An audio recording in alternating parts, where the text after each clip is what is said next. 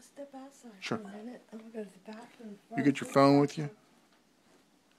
You have your phone with you? In case I need you? Yes. Okay. Okay, go ahead, Dad. At the spring of 1945, I think, my brother's, the father's store was burned up. And we see the skies are red. And that the time, I think 60,000 people killed. And we couldn't go out any place because so hot. You know, concrete and asphalt. And you cannot ride a bicycle. 2 days. I don't know what we did those 2 days. Anyway, I'm the first one to venture out. Take the half of the air out. And the hot, still hot air. And I know how to get to my father's store. It's completely nothing but ashes. And Ginkgo, the bank, was a concrete building, and that was saved. I mean, burned down, skeleton. Then where my father's store was. And then there's a Buddhist temple. There's a ring, I mean, bell. That was the top of it, sitting there. And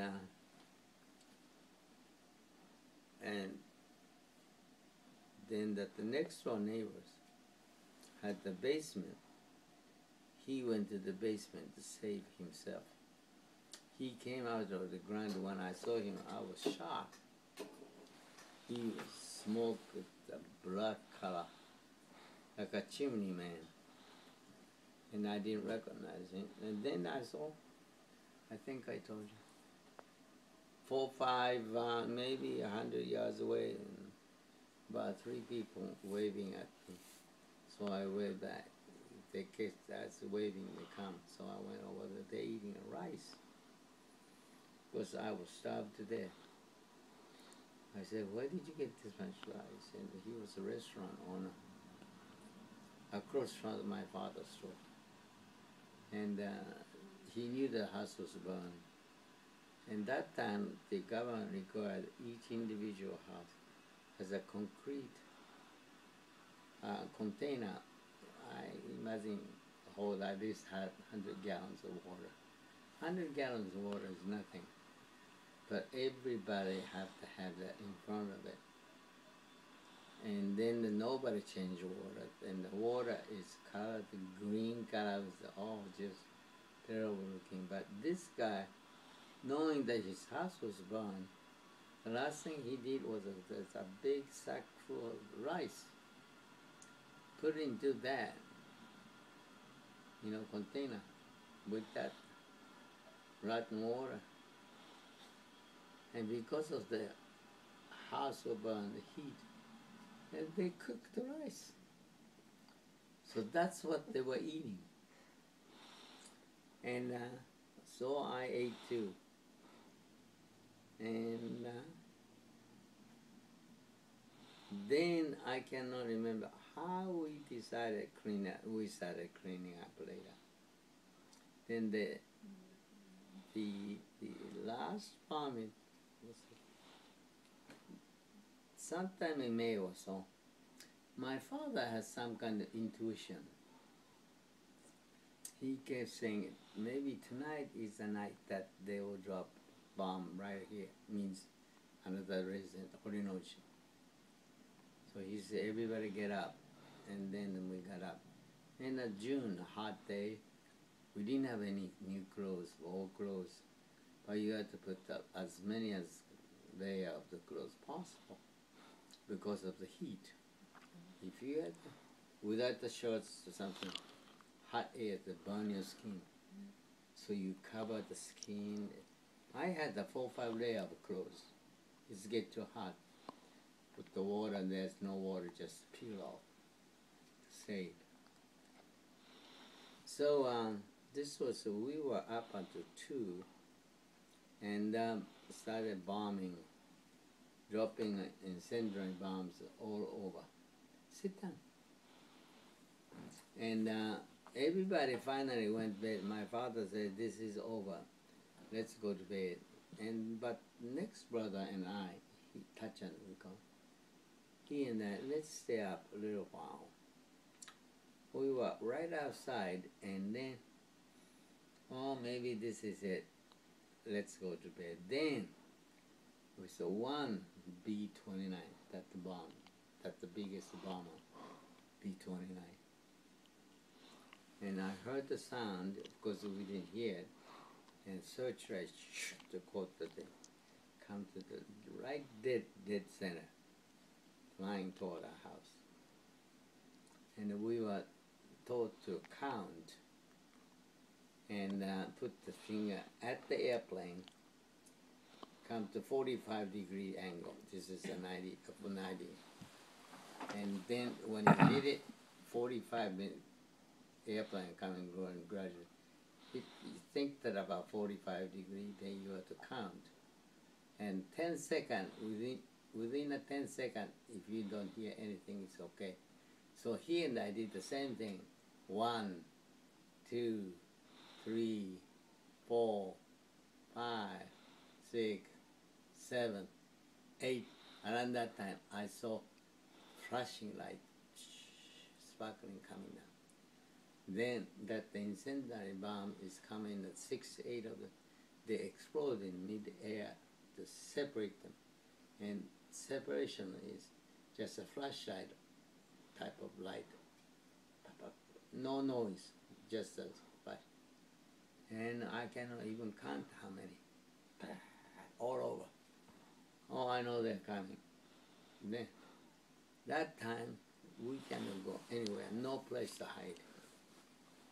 So my brother and I hit the ground, cover our ear, and we heard a tremendous noise going on, like hail, big hail. Might have fused. Then lifted the head up.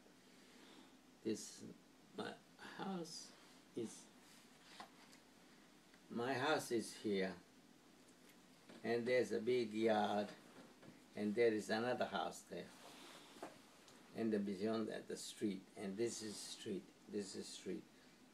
Brother and I right here. You can see that the house behind there, fire is already shooting up higher than telephone pole.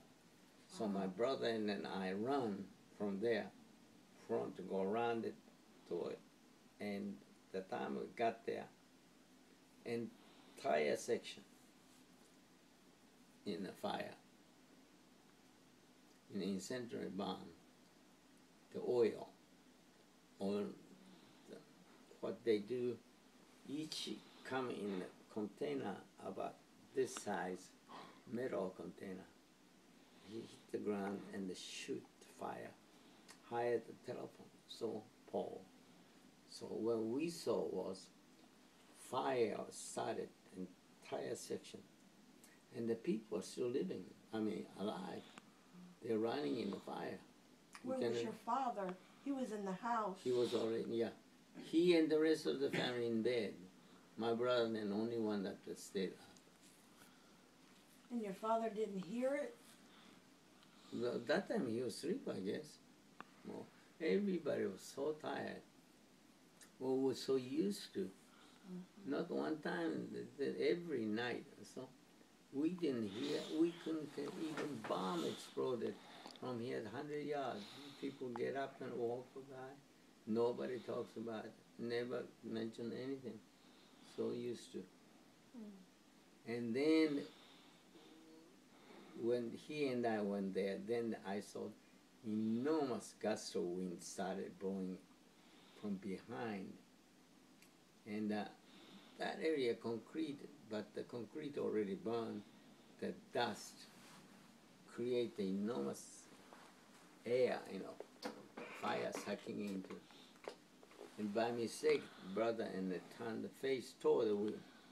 Oh, dust got in our eyes. Burns. He and I just become blind, couldn't see it. And the face covered, and we came into the house. And nothing you can do, just let them burn. So we didn't do anything. And you know, I can still visualize the people running in the fire. And I was watching, I imagine they lived about 5 to 10 seconds running in the fire, and then they fall. And of course, they all burned to death. Mm. And no remnant of the bodies.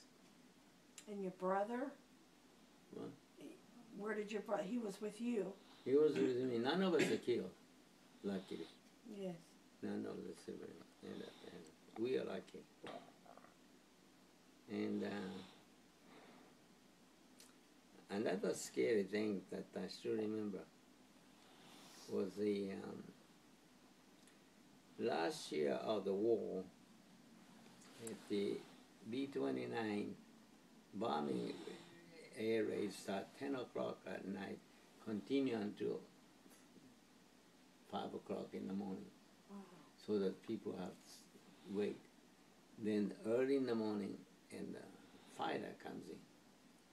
This one. This is the Army one. That the Navy Hellcat. The big one? No, The little one. a fighter. Both of them the same model, but made it different. The Navy called the Grumman. 9 formation, we call it. Snake. Lower altitude. You can hear the sounds. I imagine they are only 500 feet, 1,000 feet above. Noise is so loud, and I can see the pilot's face. And they were random shooting anybody that you can see. It's a machine gun. Then I was watching, and then touching, and they hit my brother, and then I climb up top of the roof to watch. You know, that the teenagers carry it.